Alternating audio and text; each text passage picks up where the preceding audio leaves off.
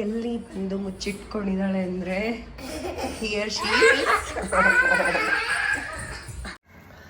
Hello everyone, welcome to my channel, welcome to a new vlog.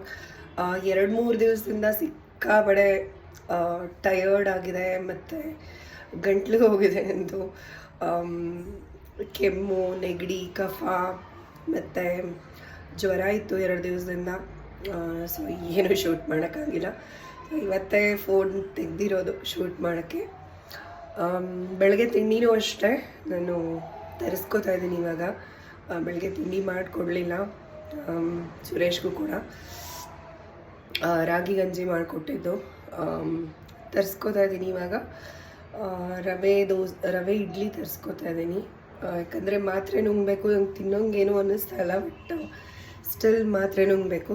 So that is Y ಇವಾಗ ಸ್ವಲ್ಪ ಏನಾದರೂ ತಿಂದ್ಬಿಟ್ಟು ಆಮೇಲೆ ಟ್ಯಾಬ್ಲೆಟ್ಸ್ನ ತೊಗೋಬೇಕು ಅಂತ. ಹಾಗೆ ನನ್ನಿಂದ ಸ್ವಲ್ಪ ಮಿಂಚುಗೂ ಅದು ಬಂದ್ಬಿಟ್ಟಿದೆ. ಅವಳಿಗೂ ಸ್ವಲ್ಪ ನೆಗಡಿ ಅಂತ ಅನ್ನಿಸ್ತಿದೆ. ಹಾಸ್ಪಿಟಲ್ಗೆ ಹೋಗಿದ್ವಿ ನಿನ್ನೆ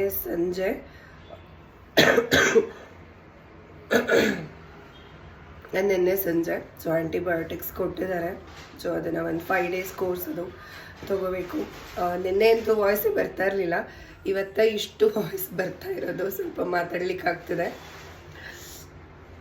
ನಿನ್ನೆ ಕಂಪ್ಲೀಟಾಗಿ ವಾಯ್ಸ್ ಹೊಟ್ಟೋಗಿತ್ತು ಮತ್ತು ಫುಲ್ಲು ಕಫ ಥರ ಆಗ್ಬಿಟ್ಟಿದೆ.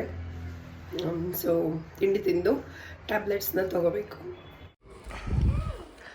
ನಾನು ಬೆಳಗ್ಗೆ ತಿಂಡಿ ಮಾಡೋಕ್ಕಾಗಿಲ್ಲ, ಸೊ ನಾನು ತರಿಸ್ಕೊಂಡಿದ್ದೀನಿ ನನಗೋಸ್ಕರ ರವೆ ಇಡ್ಲಿ, ಹಾಗೆ ಒಂದು ಕಪ್ ಚೀಕು ಜ್ಯೂಸ್ ಅಂದರೆ ಸಪೋಟ ಜ್ಯೂಸ್. ಮಿಂಚುಕನ್ನ ಏನು ಮಾಡ್ತಾಯಿದ್ದಾರೆ ಪಾಪ. ಅವಳಿಗೂ ನನ್ನಿಂದ ಹತ್ಬಿಟ್ಟಿದೆ ಕೆಮ್ಮು. Tanya is eating dosa. ಇನ್ನು ಮಿಂಚುಕಂದ ಏನು ಮಾಡ್ತಾಯಿದ್ದಾರೆ ಅಂದರೆ ಏನೋ ಮಾಡ್ತಾಯಿದ್ದಾಳೆ ಅವಳವಾಗಿಂದ. ಏನದು ಬಾಬು? ನೋ ಅದು ರಬ್ಬರ್ ಅಲ್ಲ, ಅದು ಹಿಂಗೆ ಮಾಡಿಕೊಂಡ್ರೆ ಕೈಗೆ ಪೆಟ್ಟಾಗುತ್ತೆ ಇಸ್ಕೋದು. ಪಾಪು ಏನು ಮಾಡ್ತಾ ಇದೆಯಾ ನೀನು? ಹಲೋ ಪಾಪು, ಏನು ಮಾಡ್ತಾ ಇದೆಯಾ? ಜ್ಯೂಸ್ ಕೊಟ್ಟರೆ ಹಾಗೆ ಇಟ್ಕೊಂಡು ಕೂತಿದ್ದಾಳೆ, ಕುಡ್ದಿಲ್ಲ ಇನ್ನು ಅಲ್ವಾ? ಹಲೋ ಮೇಡಮ್, ನೋ ರಿಪ್ಲೈ, ಏನಿಲ್ಲ. 3 ಥರದ್ದು ಮಾತ್ರೆ ಕೊಟ್ಟಿದ್ದಾರೆ. 1 ಡೋಲೋ, 2 ಆ್ಯಂಟಿಬಯೋಟಿಕ್ಸು. ಬಿಸಿನೀರಲ್ಲಿ ಕುಡಿತಾ ಇದ್ದೀನಿ. ಆ್ಯಕ್ಚುಲಿ ಸುಮಾರು ದಿವಸದಿಂದ ನಾನು ಬಿಸಿನೀರೇ ಕುಡಿತಾ ಇರೋದು, ಗಂಟ್ಲು ಹಾಳಾದಾಗಿಂದ. ಆಗಲ್ಲ ಬಿಸಿನೀರು ಕುಡಿಯೋಕ್ಕೆ, ಬಟ್ ಸ್ಟಿಲ್ ಏನೂ ಮಾಡೋಕ್ಕಾಗಲ್ಲ. ಮಿಂಚುಗೆ ಬೆಳಗ್ಗೆ ಟಿಫಿನ್ಗೆ ನಾನು ರಾಗಿ ಗಂಜಿ ಮಾಡ್ಕೊಡ್ತಾ ಇದ್ದೀನಿ. ಅಂದರೆ ಸ್ವಲ್ಪ ತಿಕ್ಕಾಗಿ, ಮೊಸರೆಲ್ಲ ಹಾಕಲ್ಲ, ಬರೀ ಹಾಗೇ ಮಾಡಿಕೊಡ್ತಿರೋದು. ಯಾಕಂದರೆ ಅವಳು ಹೊರಗಡೆ ತಂದಿದ್ದೇನು ಇಡ್ಲಿ ದೋಸೆ ಯೂಶಲಿ ಅವಳು ತಿನ್ನಲ್ಲ. ಸೊ ಅದಕ್ಕೋಸ್ಕರ ರಾಗಿ ಗಂಜಿ ಮಾಡಿಕೊಡ್ತಾ ಇದ್ದೀನಿ. ಕೂತ್ಕೋ, ಚೇರ್ ಮೇಲೆ ಕೂತ್ಕೋ. ಅದೆಲ್ಲ ಎಂತಕ್ಕೆ? ಅದೆಲ್ಲ ಟಿಫಿನ್ ಇವಾಗ ತಿನ್ನೋಕ್ಕೆ ಅದೆಲ್ಲ ಇಟ್ಕೊಂಡಿರೋದು ಕಂದಮ್ಮ. ಕೂತ್ಕೋ, ಮೇಲೆ ಕೂತ್ಕೋ. ಓಕೆ, ಹಾಂ, ಜೋಡಿಸು ಎಲ್ಲ ಇವಾಗ. ಆಯಿತಾ? ಹಾಂ, ಹತ್ತು ಬೇಗ. ಹಲೋ, ಹತ್ತು ಬೇಗ, ಮೇಲೆ ಹತ್ತು ಪಾಪು.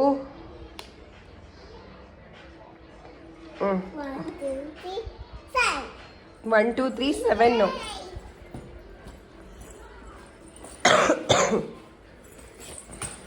Very good. ಇನ್ನೂ ಮುಗ್ದಿಲ್ವಾ? ಯಾಕದೆಲ್ಲ ಇದೆಲ್ಲ ತಗೊಂಡು ಬಂದು ಹಿಂಗೆ ಜೋಡಿಸಿಟ್ಕೊಂಡಿದ್ದಾಳೆ. ಸರಿ ವಾ, ಕೂತ್ಕೊ. ಅರೇ ಹೋಯ್ತು, ಫುಲ್ ರಿಮೋಟ್ ಹೋಯ್ತು ತಾನು, ಫುಲ್ ಹೋಯ್ತು ರಿಮೋಟು, ಹೊಡೆದೇ ಹೋಯ್ತು. ಕೊಡು ಕೊಡು ಕೊಡು ಕೊಡು, ಗಿವ್. ಗಿಫ್ಟ್ ಕೊಡು. ಇದು ಹೋಗಿತ್ತು ಆಲ್ರೆಡಿ ರಿಮೋಟು. ಫುಲ್ ಹೊಟ್ಟೆ ಹೋಯ್ತು, ಇವಾಗ ಚೇಂಜ್ ಮಾಡೋಕ್ಕಾಗಲ್ಲ. No no no no no, work ಆಗ್ತಾ ಇಲ್ಲ. ಅವಳ ಕೈಯಲ್ಲಿ ಕೊಡಬೇಡ. ನೋ ರಿಮೋಟ್ ನಿನಗೆ. ಇನ್ಮೇಲೆ ಕೊಡಲ್ಲ ನಿನಗೆ ರಿಮೋಟು, ಅರ್ಥ ಆಯ್ತಾ? ಬೇಗ ತಿನ್ನು ಫಟಾಫಟ್. ಹಲೋ, ಬೇಗ ತಿನ್ನು ಫಟಾಫಟ್. ದಹಿ ಮೂಂಗ್ ದಾಲ್ ಗ್ರೇವಿ ಮಾಡೋಕ್ಕೆ ನಾನು ತಗೋತಾ ಇದ್ದೀನಿ 1.5 ಬೌಲಷ್ಟು ಹೆಸರು ಕಾಳು,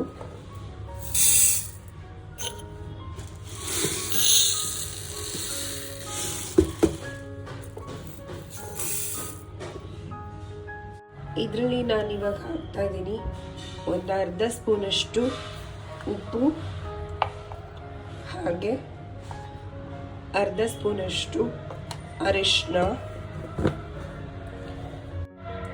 ಹೆಸರು ಕಾಳನ್ನು ಓವರ್ ನೈಟ್ ನಾವು ಸೋಕ್ ಮಾಡಿ ಆದರೂ ಮಾಡ್ಬೋದು, ಬಟ್ ನಾನು ಸೋಕ್ ಮಾಡಿಲ್ಲ.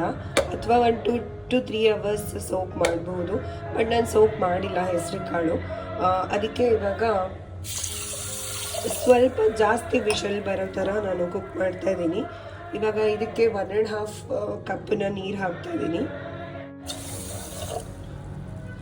ಈಗ ಇದನ್ನು ಒಂದು 4 ವಿಷಲ್ ಬರೋಷ್ಟು ನಾನು ಕುಕ್ ಮಾಡ್ತಾ ಇದ್ದೀನಿ.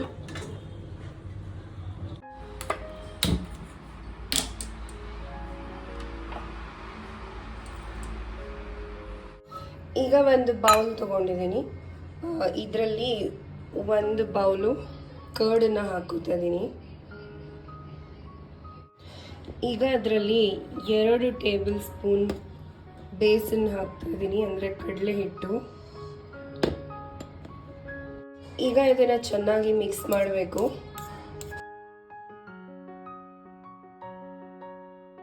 ಸ್ವಲ್ಪ ನೀರನ್ನು ಹಾಕ್ಕೊಂಡು ಮತ್ತೆ ಮಿಕ್ಸ್ ಮಾಡ್ತಾ ಇದ್ದೀನಿ. ಈಗ ಒಂದು ಕಡಾಯಿ ತಗೊಂಡಿದ್ದೀನಿ, ಕಡಾಯಿಗೆ 2 ಸ್ಪೂನ್ ಆಯಿಲ್ನ ಹಾಕ್ತಿದ್ದೀನಿ.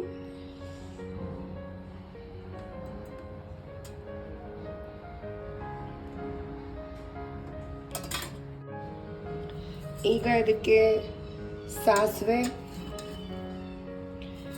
1 ಸ್ಪೂನಷ್ಟು ಜೀರಿಗೆ, ಈಗ ಇದಕ್ಕೆ 2 ಒಣಗಿದ ಮೆಣಸಿನ್ಕಾಯಿ ಹಾಕ್ತಾ ಇದ್ದೀನಿ.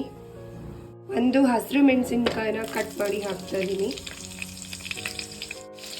ಸ್ವಲ್ಪ ಹಿಂಗು, ಸ್ವಲ್ಪ ಕರಿಬೇವು, ಸ್ವಲ್ಪ ಜಿಂಜರ್ ಗಾರ್ಲಿಕ್ ಪೇಸ್ಟ್ ಹಾಕ್ತಾ ಇದ್ದೀನಿ.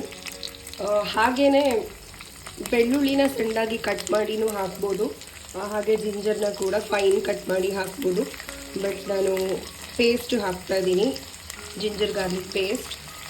ಮಿಕ್ಸ್ ಮಾಡ್ಕೊಂಡಿರೋ ಮೊಸರು ಹಾಗೆ ಕಡಲೆ ಹಿಟ್ಟಿನ ಪೇಸ್ಟನ್ನ ನಾನು ಹಾಕೋತಾ ಇದ್ದೀನಿ. ಇದರಲ್ಲಿ ಸ್ವಲ್ಪ ನೀರನ್ನ ಆ್ಯಡ್ ಮಾಡ್ಕೋತಾ ಇದ್ದೀನಿ, ಇಲ್ಲಾಂದರೆ ತಳ ಹಿಡಿದ್ಬಿಡುತ್ತೆ. ಆದಷ್ಟು ಫ್ರೆಶ್ಶು ಕರ್ಡನ್ನ ಯೂಸ್ ಮಾಡಿದ್ರೆ ಒಳ್ಳೆಯದು, ಇಲ್ಲಾಂದರೆ ಸ್ವಲ್ಪ ಹುಳಿ ಇದ್ದರೆ ಜಾಸ್ತಿ ಹುಳಿ ಆಗಿಬಿಡುತ್ತೆ ಗ್ರೇವಿ. ಈಗ ಇದರಲ್ಲಿ 1 ಟೀ ಸ್ಪೂನ್ ಕಾಶ್ಮೀರಿ ಲಾಲ್ ಮಿರ್ಚನ್ನ ಹಾಕ್ತಾ ಇದ್ದೀನಿ, ಅರ್ಧ ಟೀ ಸ್ಪೂನ್ ಕೊರಿಯಾಂಡರ್ ಪೌಡರ್,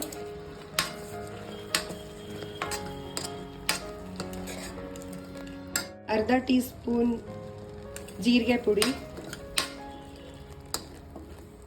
ಅರ್ಧ ಸ್ಪೂನ್ ಅರಿಶಿನ, ರುಚಿಗೆ ತಕ್ಕಷ್ಟು ಉಪ್ಪನ್ನ ಹಾಕ್ತಾ ಇದ್ದೀನಿ. ಈಗ ಬೇಯಿಸಿಟ್ಕೊಂಡಿರೋ ಹೆಸರು ಕಾಳನ್ನ ಹಾಕ್ತಾ ಇದ್ದೀನಿ.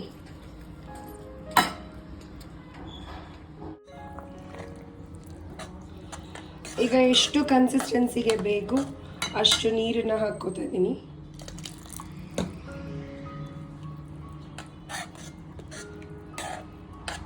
ಈಗ ಇದು ಇನ್ನೊಂದು ಸ್ವಲ್ಪ ಕುಕ್ ಆಗಬೇಕು, ಒಂದು 3 to 4 minutes. ಸ್ವಲ್ಪ ಕುಕ್ ಆಗುವಾಗ ನೋಡ್ತಾ ಇರಬೇಕು ತಳ ಹಿಡಿಯುತ್ತಾ ಅಂತ, ಯಾಕಂದರೆ ಕಡಲೆ ಹಿಟ್ಟು ಹಾಕಿರೋದ್ರಿಂದ ಸ್ವಲ್ಪ ತಳ ಹಿಡಿಯೋ ಚಾನ್ಸಸ್ ಜಾಸ್ತಿ ಇರುತ್ತೆ.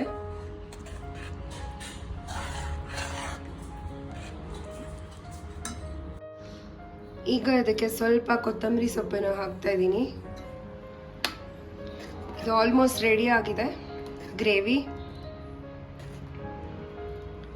ಸೊ ಇದನ್ನ ಕಟ್ಟ ಮೂಂಗ್ ಅಂತಲೂ ಕರೀತಾರೆ. ಕಟ್ಟ ಮೂಂಗ್ ಅಂದರೆ ಹುಳಿ, ಕಟ್ಟ ಅಂದರೆ ಹುಳಿ. ಇದು ಗುಜರಾತಿ ಸ್ಟೈಲ್ ಗ್ರೇವಿ ಅಂತ ಹೇಳ್ತಾರೆ. ಸೊ ಹೆಸರು ಕಾಳು ಹಾಗೆ ಮೊಸರು ಯೂಸ್ ಮಾಡಿಕೊಂಡು ಮಾಡಿರುವಂಥ ಗ್ರೇವಿ ರೆಡಿಯಾಗಿದೆ. ನಾನು ಇದನ್ನು ರೈಸ್ಗೆ ಅಂತ ಮಾಡಿದ್ದು.